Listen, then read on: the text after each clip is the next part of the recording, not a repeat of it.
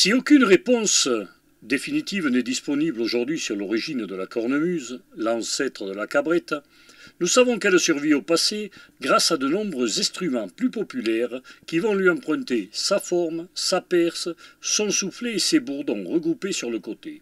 Ceci tant en France qu'à l'étranger. La cabrette est un instrument fabriqué et joué essentiellement en Auvergne et dans la colonie auvergnate de Paris.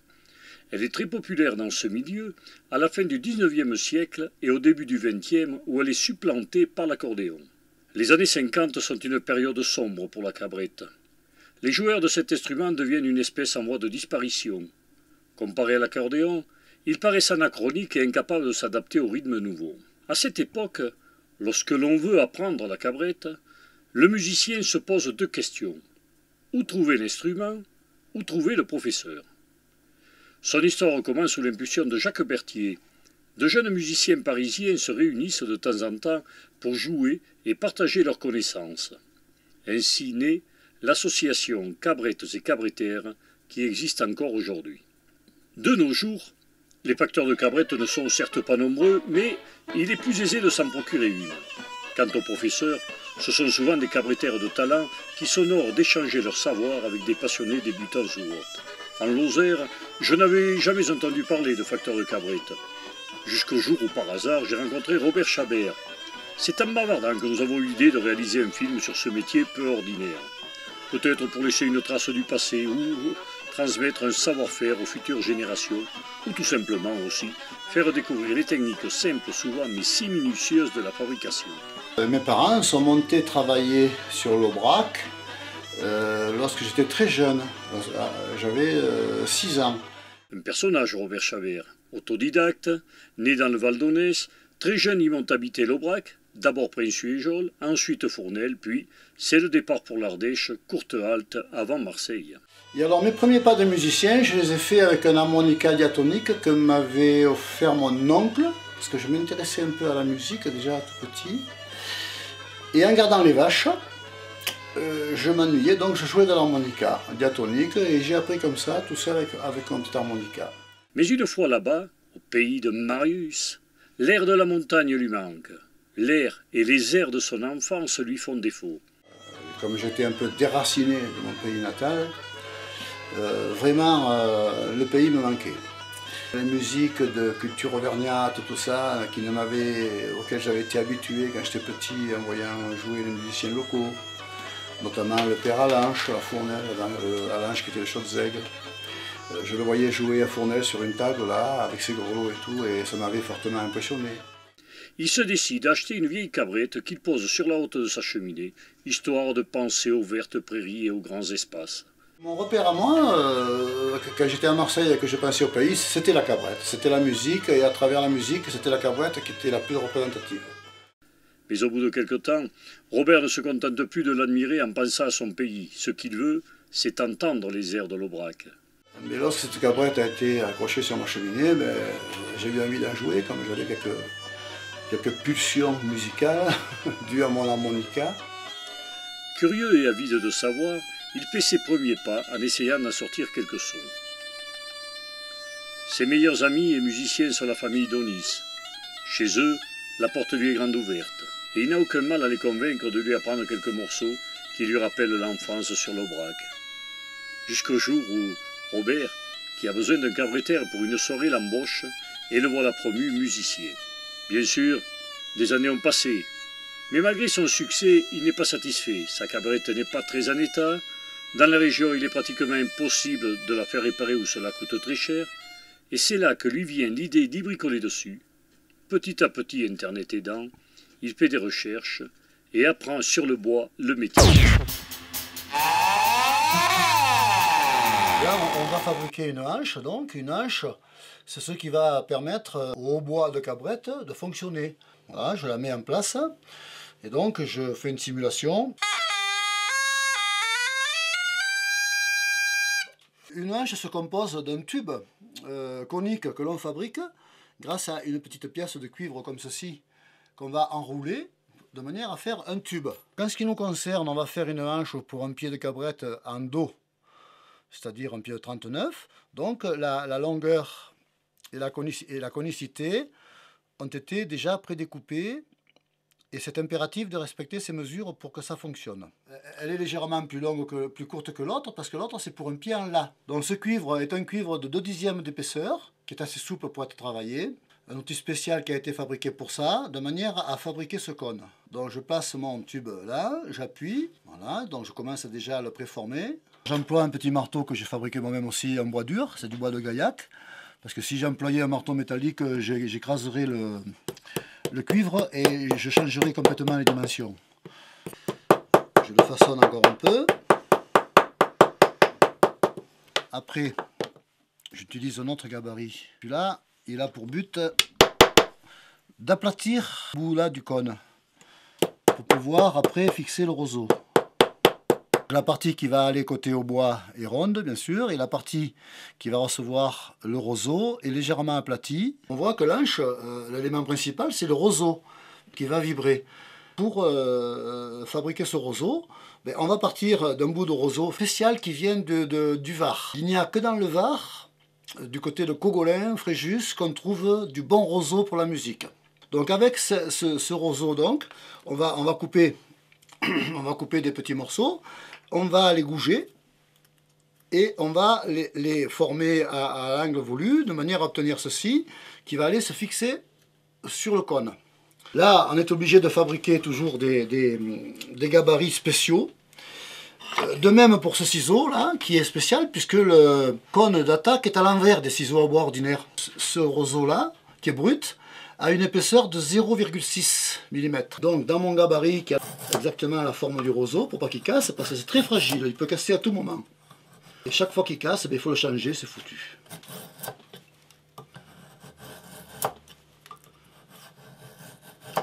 Je contrôle l'épaisseur, quand même, parce que bon, à l'œil c'est bien beau, mais 0,6 mm, il faut quand même s'adjoindre les services d'un outil de mesure. Pour le fignoler vraiment, j'emploie un bout de toile emery enroulé. Alors là, je vais particulièrement fignoler l'intérieur. Voilà, là j'ai un roseau parfait. Alors bon, on voit qu'il se vrille légèrement comme ça, voilà, c'est parfait. Là il fait 0,06, 0,7, voilà. Donc je peux passer à l'étape suivante. Donc il faut commencer par le tailler avec cette forme. Alors pour ce faire, j'ai encore fabriqué une pince spéciale. Avec des pinces plates, voilà, qui est bien pareil, toujours avec la forme du roseau. Je trace le milieu, parce que quand même, chez nous, les mesures, c'est un aspect très important. Il faut toujours être en train de mesurer. Je le positionne dans ma pince, bien centré, et là, avec un petit rasoir, je le taille. Alors il y a un sens pour le tailler, et bien évidemment que si on le prenait dans ce sens, ça partirait tout droit, on casserait l'anche. Il faut y aller à rebrousse-poil. Voilà, je l'ai dégrossi. On voit que c'est pas parfait. Donc maintenant, toujours avec des outils fabriqués, je vais affiner. Alors je vérifie bien mon épaisseur, maintenant que je suis un peu pénétré à l'intérieur là. Ce sont des opérations très délicates. Moi je les fais là apparemment facilement. Mais je peux vous garantir que les premières qu'on fait, on casse souvent. Alors maintenant il s'agit de la plier. Donc pour obtenir ceci.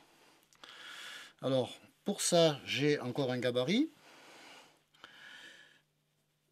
Je suis obligé d'enlever ce vernis là qui est brillant là, le roseau a une espèce de vernis à l'extérieur qui le protège.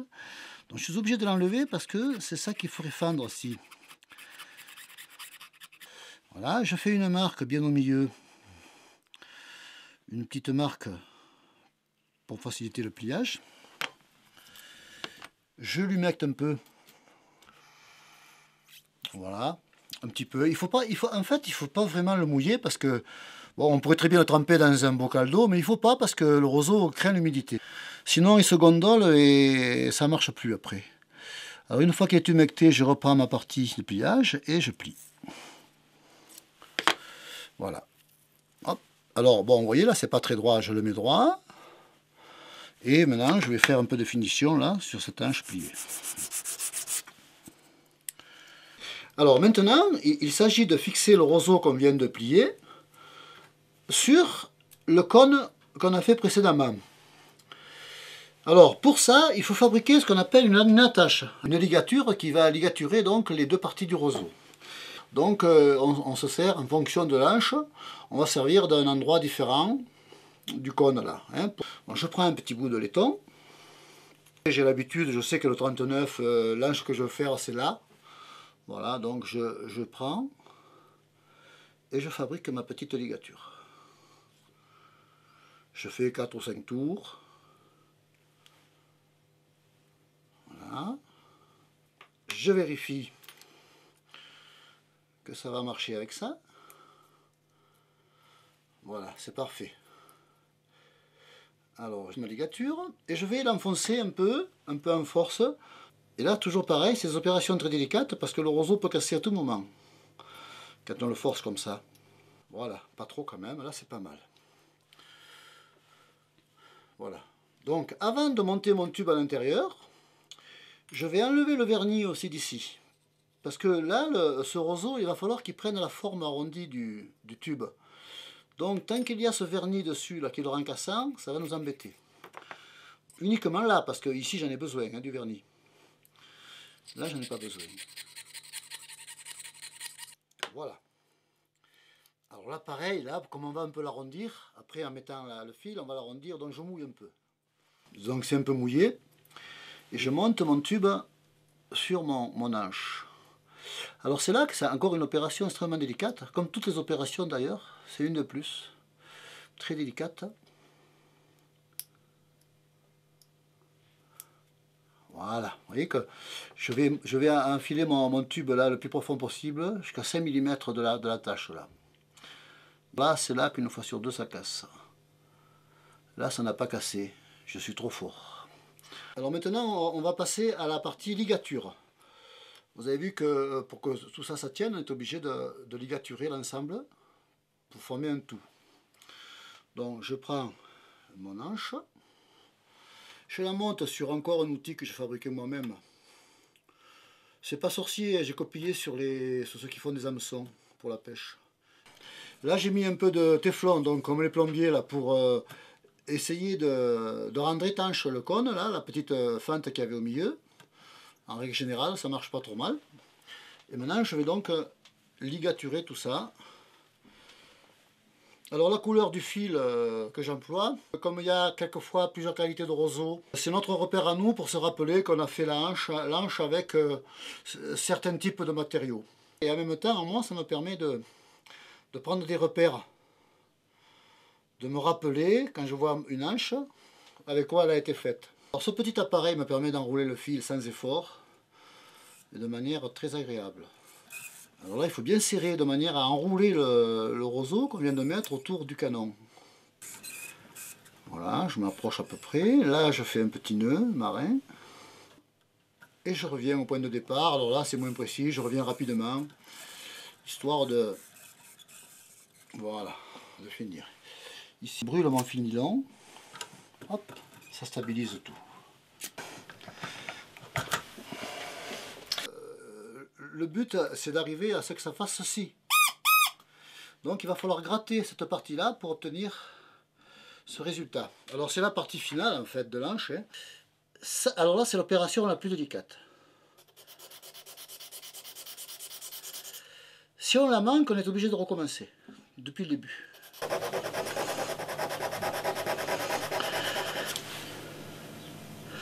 Aussi donc, on a dégrossi la partie, mais ça fait toujours pas.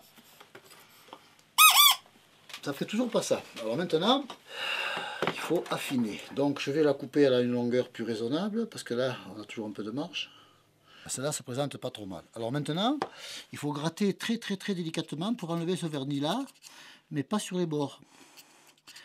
Parce que sur les bords, c'est ce qui va tenir l'hanche, ce qui va faire sa solidité. Alors là, bien sûr, ça peut casser à tout moment hein, aussi. Là. Alors parce qu'il faut, là c'est difficile de montrer ça à la caméra, mais il faut qu'au milieu, là, ici, là, on voit le jour à travers. C'est là qu'il faut gratter en fait, uniquement là et pas trop ailleurs. Voilà, c'est pas mal. Là, je regarde. Ces deux côtés sont pas trop mal. Alors maintenant, il faut que je prenne un grattoir qui est légèrement incurvé. Puisque le but, ça va être de créer, là, justement, de gratter qu'au milieu.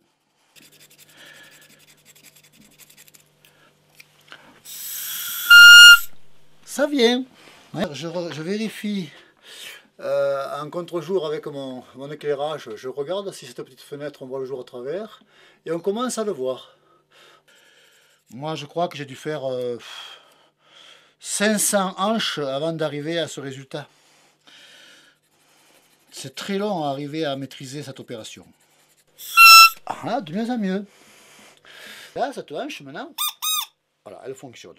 Maintenant que ça va jouer juste pour autant, hein, il faut la monter sur son bois pour lequel elle a été faite. Là, pour faire, là, j'ai mis un peu de filasse ici là, pour rajouter un peu d'épaisseur pour que ça s'adapte bien. Voilà, et maintenant je vais essayer, voir si ça va.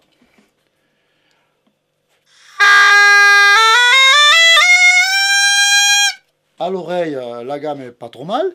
Maintenant, il faut que je prenne l'accordeur. Donc, le dos, il est ici, les trois trous bouchés.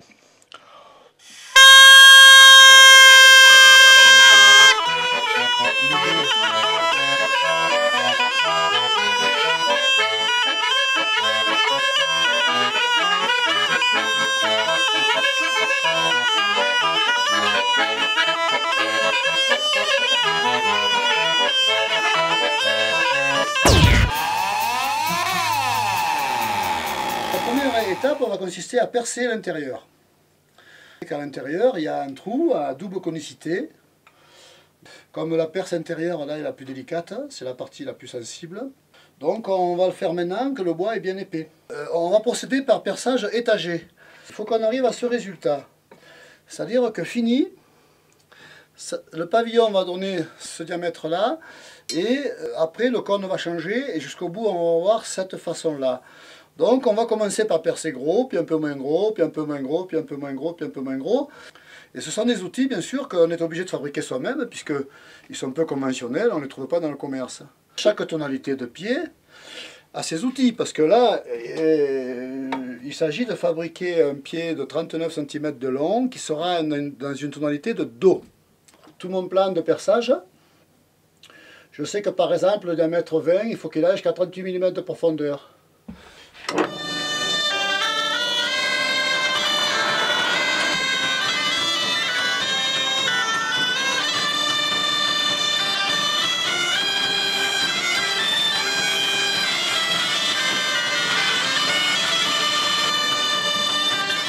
Voilà. Ensuite, il faut que je change le fourré pour mettre une profondeur plus petite.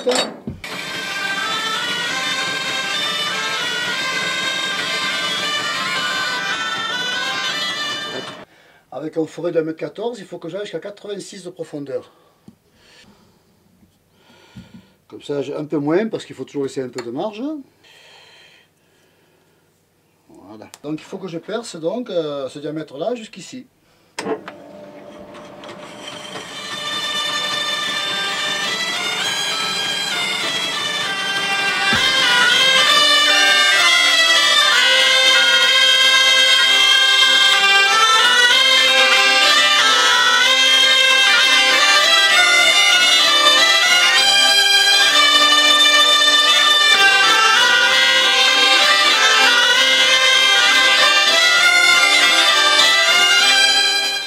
C'est le fourré qui va nous permettre de finir la perce à 3,5.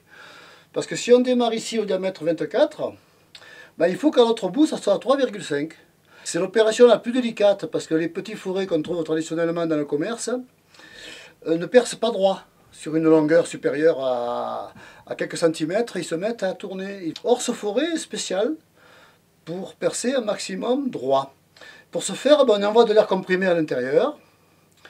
Ça va chaque fois évacuer le copeau ici. Et comme la partie qui attaque, qui est calibrée, elle fait que cette dimension, à partir de là, c'est légèrement plus petit. Donc on est assuré que le trou, qu'on ne sera pas influencé par la suite du fourré, qui est légèrement plus petite que le bout.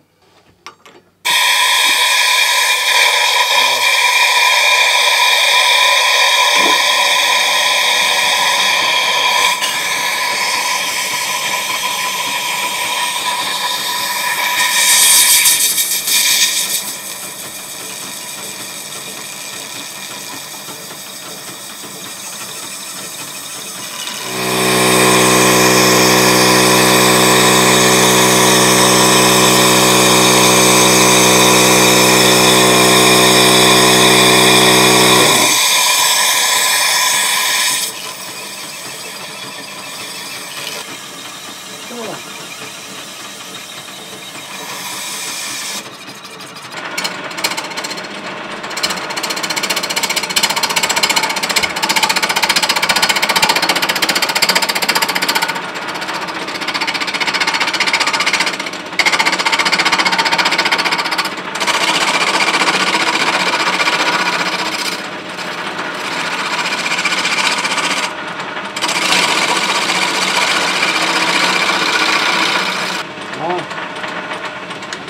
Donc je vais profiter pour recentrer un peu tout le long aussi, de manière que ça ait meilleur. Là je vais mettre en automatique.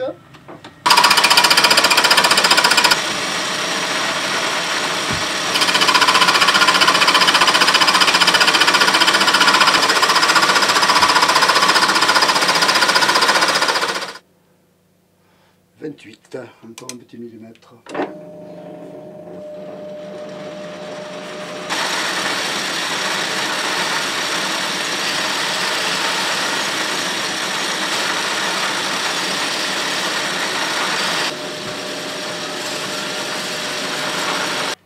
Voilà. Alors,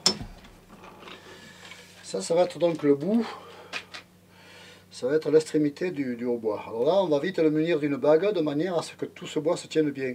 Comme la partie va être très fine là, en mettant une bague, ça va donc me permettre d'usiner sans que ça fende. Là, la profondeur c'est sur 15 mm, puisque je ne suis pas profond là.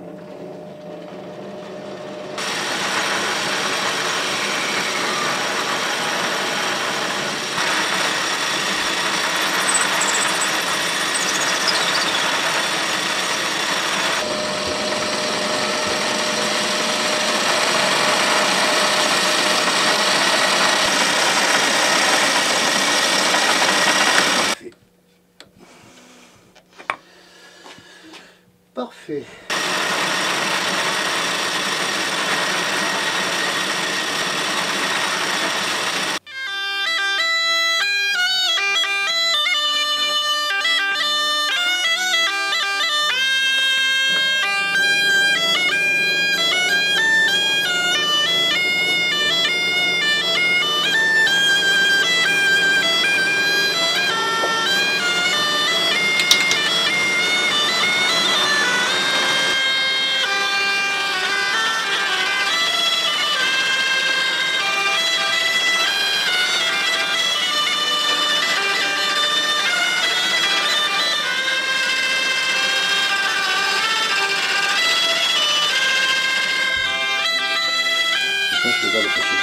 Alors maintenant je vais donc préparer cette portée là pour que justement ça soit bien centré. Voilà.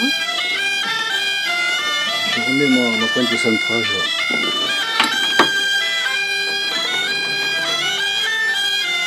pour être sûr. Voilà, je sais.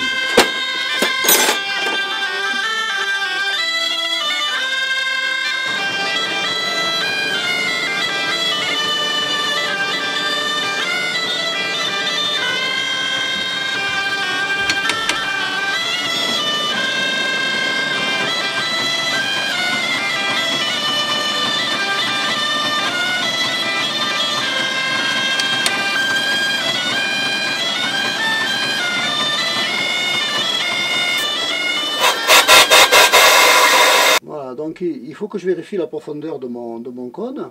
Donc il faut que par exemple j'ai le diamètre 4 à 361 mm du bout.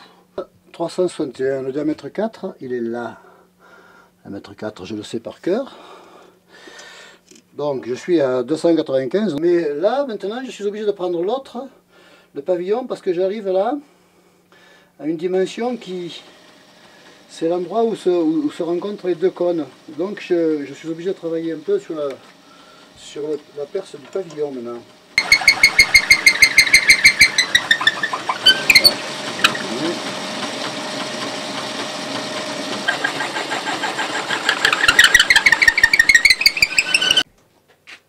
Oui, là donc on va finir la partie rectiligne du pied.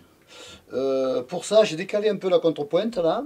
Donc ça fait que en fait, je tourne décalé ma tourelle pour arriver à avoir un petit cône d'environ 1 ou 1,5 degrés.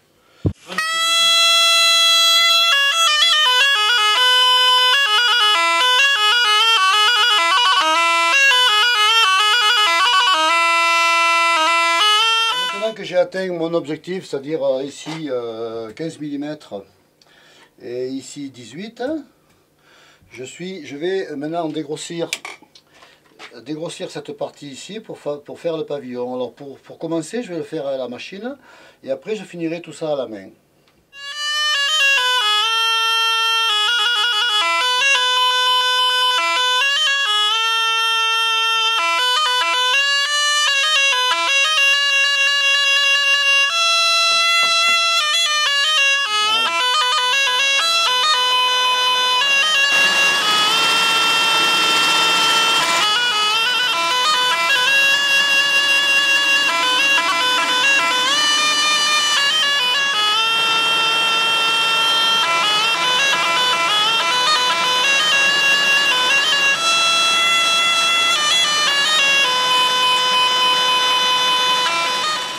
Je suis obligé maintenant d'affûter un peu mon outil.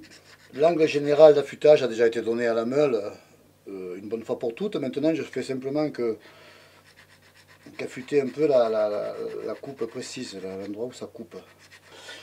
Cette partie-là du tournage est obligée de se faire à la main puisque, contrairement à cette partie qui est droite, celle-ci n'est pas droite, elle est obligée d'être curvée.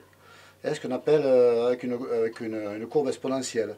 Donc on ne peut pas le faire à la machine, ça ne peut pas être droit, il faut que ce soit incurvé.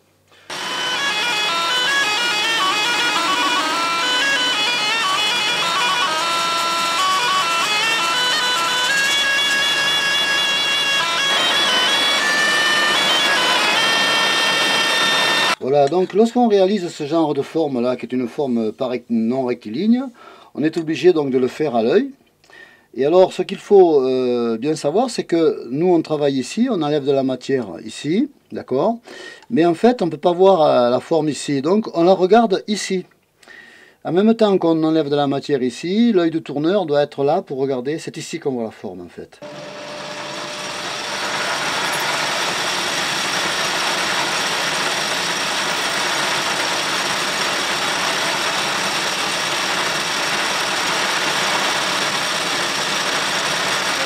Alors maintenant, on va passer à l'opération de ponçage, hein, pour bien égaliser un peu tout cette petite rainure.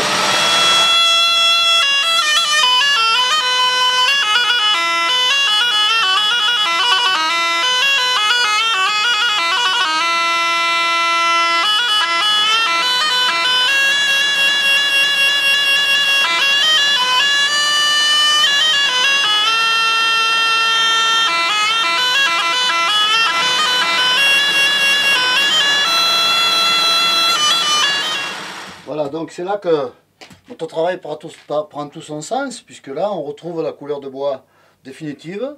Hein, là il s'agit d'amourette, donc le bois est plutôt rouge.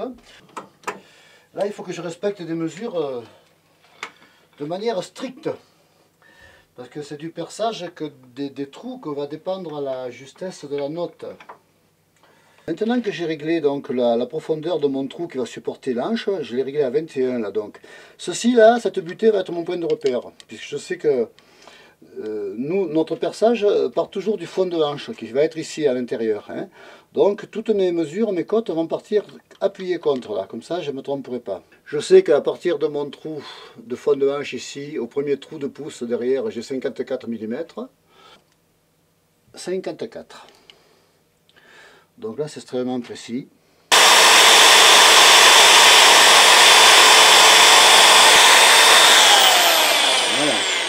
Maintenant que mon deuxième trou va être sur la face opposée, il va être à 69 mm de ma base de référence.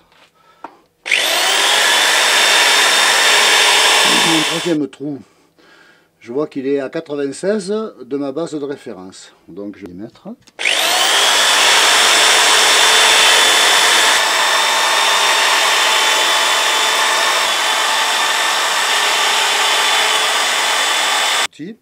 Alors là, j'ai dit que ma dimension devait être 21.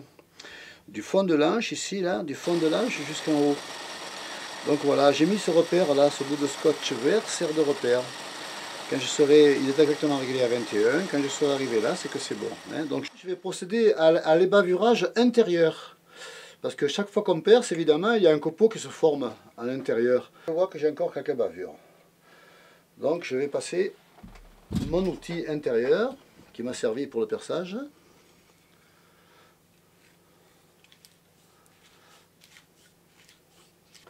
C'est la première phase, et on va simplement essayer si on a un son qui sort. On y monte une manche classique. Ah, non seulement on a un son qui sort, mais en plus ça choque pas l'oreille, c'est déjà pas mal.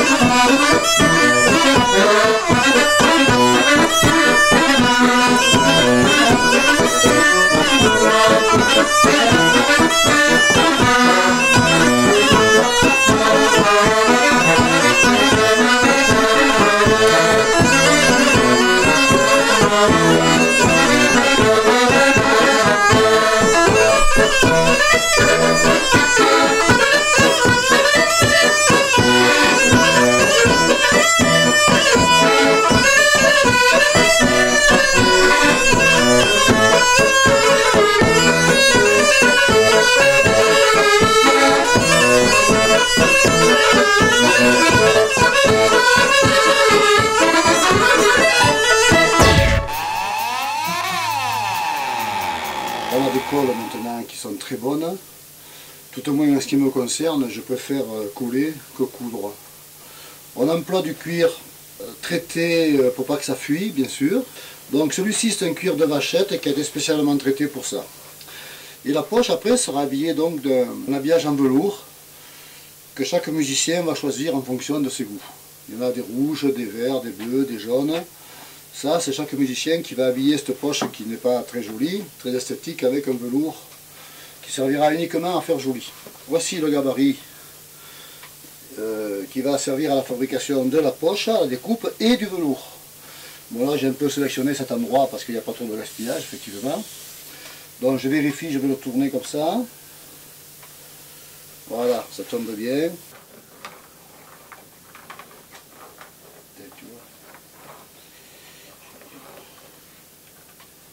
En n'allant pas jusqu'au bout, on évitera de coller cette partie, donc ça renforcera un peu la poche.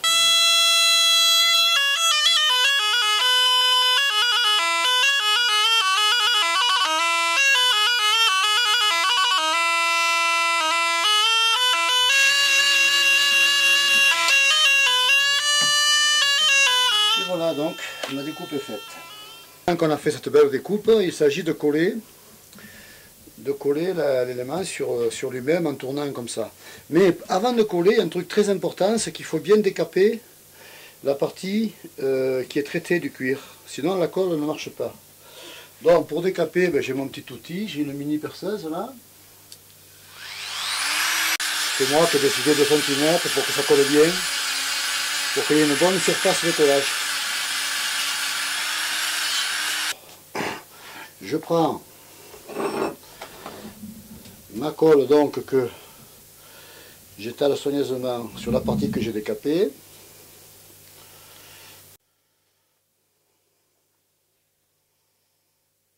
Alors l'important dans cette manière de coller, c'est de bien chasser l'air qui a pu se loger entre les deux. ou qui est forcément dedans, puisque avant de le coller, il y a de l'air partout dedans. Donc là, c'est pour ça que je suis sur un petit tas métallique, c'est pour pouvoir maintenant chasser l'air.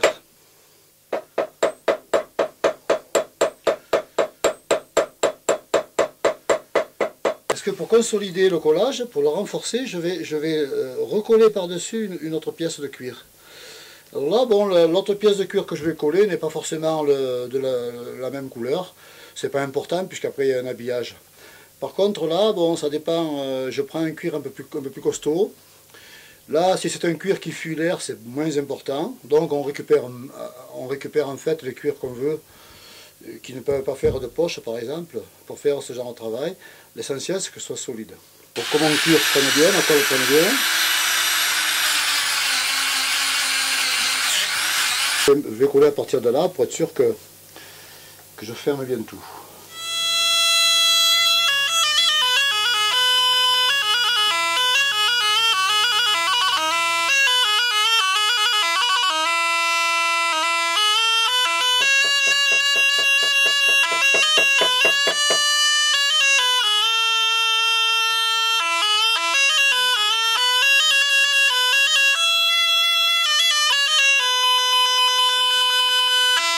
Que la colle sera sèche, là on risque rien, on a un double encollage. On pourra amortiriser, la remplir d'air, appuyer dessus, augmenter la pression, ça ne bougera plus. On arrive ici et on a donc notre poche qui a sa forme définitive. Et ici, il faut donc assembler une autre pièce à l'intérieur pour pouvoir amener l'air du soufflet à la poche. Parce que bon, la cabrette joue comme ça donc, et ici, il faut qu'on ait un système pour aller jusqu'au soufflet. Là, c'est une pièce sur laquelle on va tirer, qui va travailler. Donc, alors à partir d'un écrou de 16 et d'une tige filetée que j'ai percé, je vais faire ce petit montage. Alors ça va aller à l'intérieur. Je vais d'abord mettre une rondelle. J'ai fait un trou ici, bon, à la dimension que me donne mon gabarit. Bon, ici, le trou qui va servir à alimenter un air. Voilà, il y a un petit tour de magie parce qu'il faut amener ça jusqu'au bout.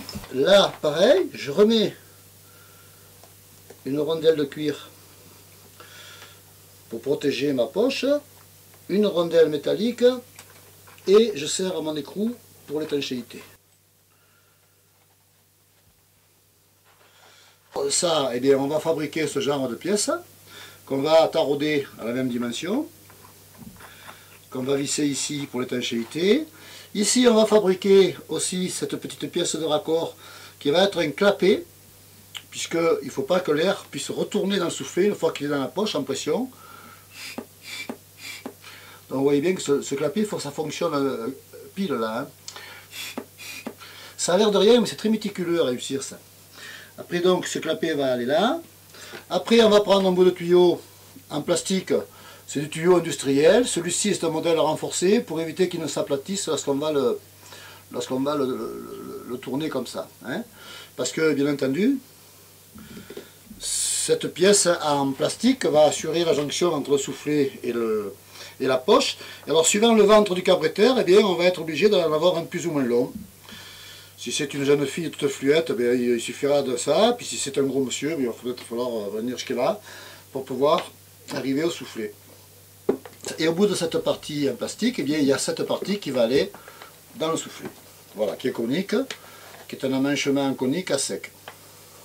Il s'agit d'amener, puisque donc on est comme ça, et on va jouer du hautbois comme ceci. Donc il faut faire un système pour amener l'air de là jusqu'au hautbois. Chaque cabretteur peut choisir un type de bois. Là par exemple, voilà de l'olivier. Hein, et avec une bague bien entendu en os, parce que chaque fois qu'on va introduire ça, comme il faut que ce soit étanche, on va l'introduire serré, donc il faut que ce soit solide, il ne faut pas que ça se fende. Donc voilà un exemple on appelle ça la tête en olivier. Alors on va mettre la tête dans la poche, grâce à ce système là. On va bien l'orienter, et là on va attacher avec de la ficelle tout simplement, on va faire quelque chose d'étanche. Et donc une fois qu'on aura ceci, donc il sera facile d'introduire ça et de jouer. Hein.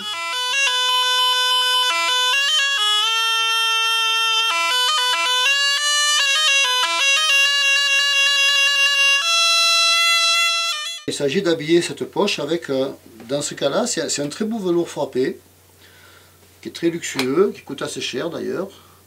Et donc j'ai procédé de la même manière que pour la poche, c'est-à-dire que j'ai pris le même gabarit. Vous voyez, je l'ai découpé. J'ai introduit un petit galon à l'intérieur. Voilà, c'est cousu à la machine. J'ai introduit ce système à lacet. Alors je mets deux bouts de cuir comme ça, collés. Je vais poser des œillets pour fermer tout ça avec un lacet. Je trouve que ça va très bien avec l'esprit de la cabrette.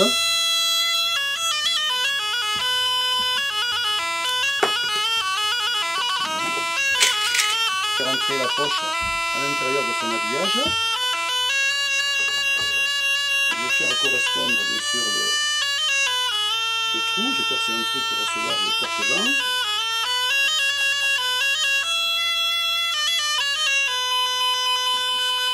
Je vais mettre un petit peu d'air dedans pour que ça prenne bien sa place.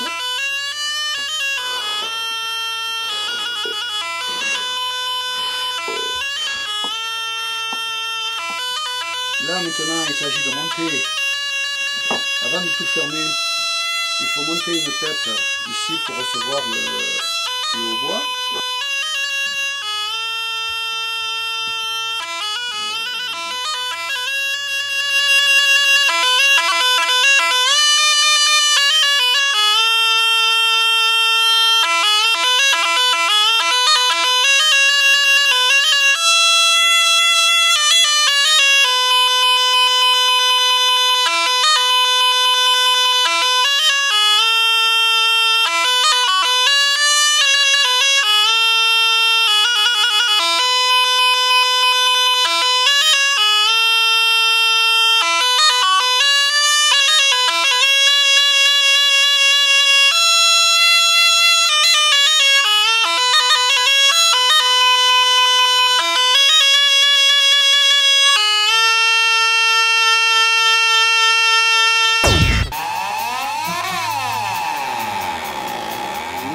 C'est une pièce maîtresse aussi de la cabrette, puisque on met ce soufflet à la ceinture et ça va nous permettre d'alimenter la poche à travers un porte-vent qu'on fabriquera plus tard. Bon, c'est une pièce qui doit être solide puisque elle est très sollicitée et on a pratiquement un battement par seconde suivant les morceaux que l'on joue. Donc il faut qu'il soit solide et léger aussi pour ne pas s'encombrer d'un poids à la taille, à la ceinture. J'ai choisi un bois de merisier, qui est un bois qui est assez joli d'un point de vue nervure et qui a la particularité d'être léger. J'emploie aussi du peuplier, mais le peuplier est un peu moins solide. Je vais tracer une pièce par rapport au gabarit que j'ai, bien sûr, parce que je suis assuré avec un gabarit de faire toujours les mêmes pièces.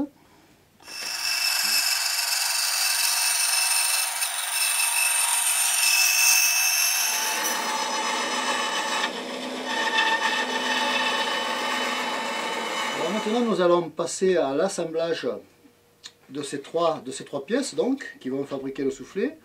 Mais avant tout, une autre étape importante, c'est de bien poncer tout ça pour que ça soit parfaitement égal. Donc là j'ai une petite combine. J'assemble mes pièces par du scotch double face, de manière à les tenir ensemble. Je suis obligé de faire comme ça parce que je ne peux pas mettre des clous dedans, ça se verrait, ça laisserait des trous.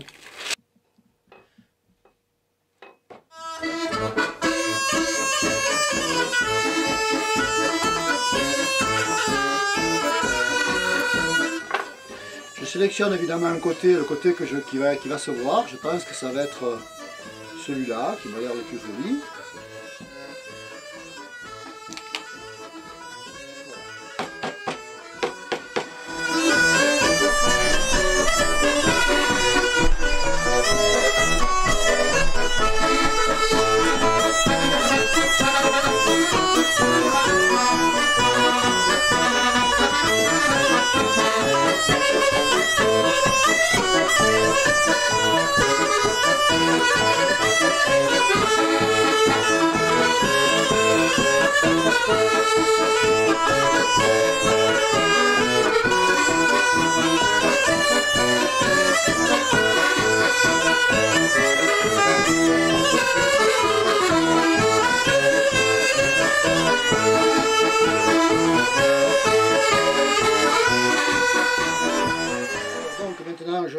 petite marque pour me rappeler le côté que j'avais sélectionné comme étant le bon. Voilà.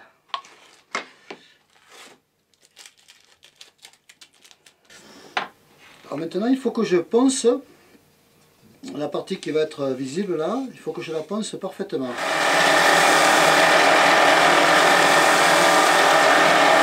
Et maintenant, nous allons fabriquer cette pièce là, qui est essentielle elle aussi, puisque c'est elle qui d'une part va apporter le porte-vent, et d'autre part celle qui va permettre de s'ajuster au corps humain lorsqu'on va jouer. Et tout ça, en même temps, il faut une prise d'air pour laisser rentrer l'air dans le soufflet. Bon, je vais partir toujours d'un morceau de merisier. J'ai mon petit gabarit, donc, qui est la représentation de ce que je veux faire.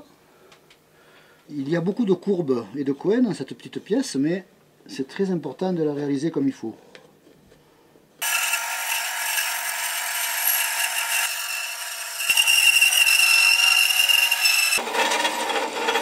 La pièce est dégrossie, il ne me reste plus qu'à la poncer.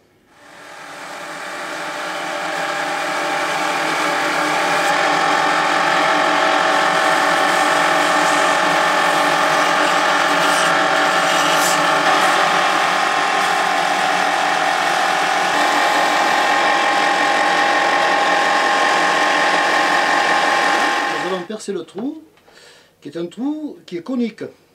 Alors on va commencer par percer un trou donc droit. Il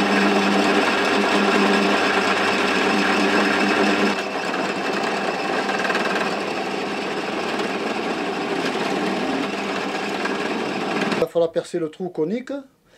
L'amanchement doit être conique pour que ça se coince tout seul lorsqu'on va mettre la partie mâle. Donc la partie femelle, je vais la réaliser avec cet alésoir qui aussi a été fait par le soin.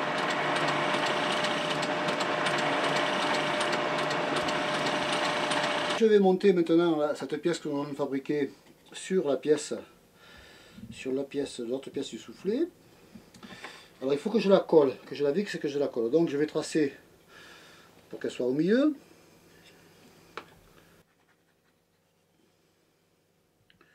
Je récupère mes marques.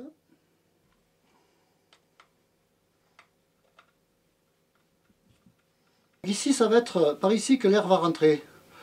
Donc on va percer un trou pour permettre à l'air de rentrer. Pour pas que cet air puisse ressortir lorsqu'on va souffler, on va mettre en place un clapet. Un clapet qui va se fermer lorsqu'on va appuyer dessus et qui va s'ouvrir lorsqu'on va ouvrir. Alors, pour assurer l'étanchéité de l'ensemble, là je vais mettre un morceau de cuir derrière. Parce qu'en même temps, ce cuir va me servir de charnière pour le clapet. Partie rigide. Voilà, et ici ça va me servir de charnière. Étant donné que là, malgré tout, j'ai pas une forte résistance à avoir au collage. Hein.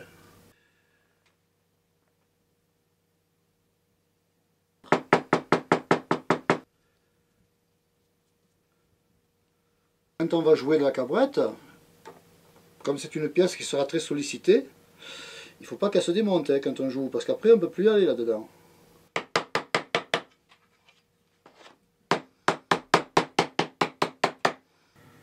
Là, je vais couper une bandelette de cuir qui va me servir pour limiter le déplacement du clapet. Je ne veux pas qu'il s'ouvre trop. Voilà, donc on a notre clapet qui est monté. Il ne peut pas trop s'ouvrir. Il est dans le bon sens. Il est ici, le tuyau sort là, donc il est dans le bon sens. On va monter les charnières. Donc là, il s'agit de charnières en galvanisé. Bon, quelquefois on les met en laiton. Enfin, étant donné que c'est pas directement à l'air libre, quand même, ça s'oxyde pas trop, donc là, ça va. Je n'ai plus qu'à mettre toutes les vis. On va tracer l'accoudoir. Ce petit bout de mousse qui va éviter qu'on se blesse en actionnant le soufflet. Ça, c'est très important aussi pour le confort du cabrettaire. Ça se décolle, c'est pas assez sec, donc je vais laisser sécher. Voilà, donc j'ai terminé, j'ai mis ma mousse, j'ai globalement donné une petite forme. J'ai pris un bout de cuir qui va recouvrir la mousse que j'ai collée ici. Voilà. J'ai pris une lamelle stabilisatrice pour me conserver l'écart final du soufflet. Voilà, donc ça, après je l'enlèverai bien entendu. Hein. Ça va simplement me permettre de garder cet écart, qui est l'écart qu'il faut pour que ça sera fini. Là c'est pas très fin parce qu'il n'y a pas de parties qui vont se voir après. Pour attraper le cuir.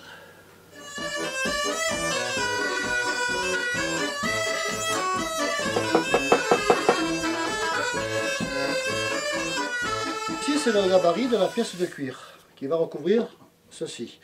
Donc ça va faire comme ça. Et des deux côtés.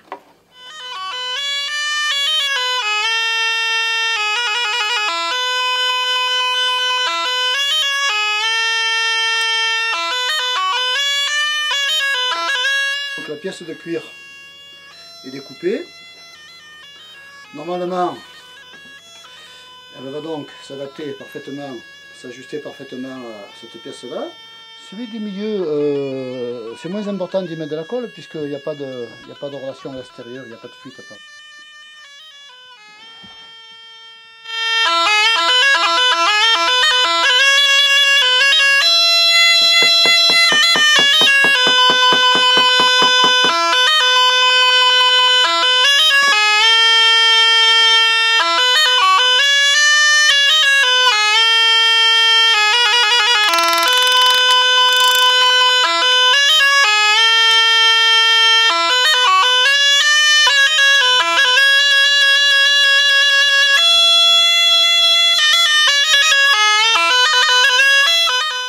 Des carbétaires qui aiment que leur soufflet soit très très joli, alors on peut y mettre les fioritures qu'on veut. Alors, il y en a qui gravent des dessins sur le bois. Là, nous, on va rajouter une petite bande de cuir noir ici pour faire un contraste avec le cuir rouge. Mais bon, il est évident que la couleur du cuir dépend aussi de la couleur de la poche de la cabrette.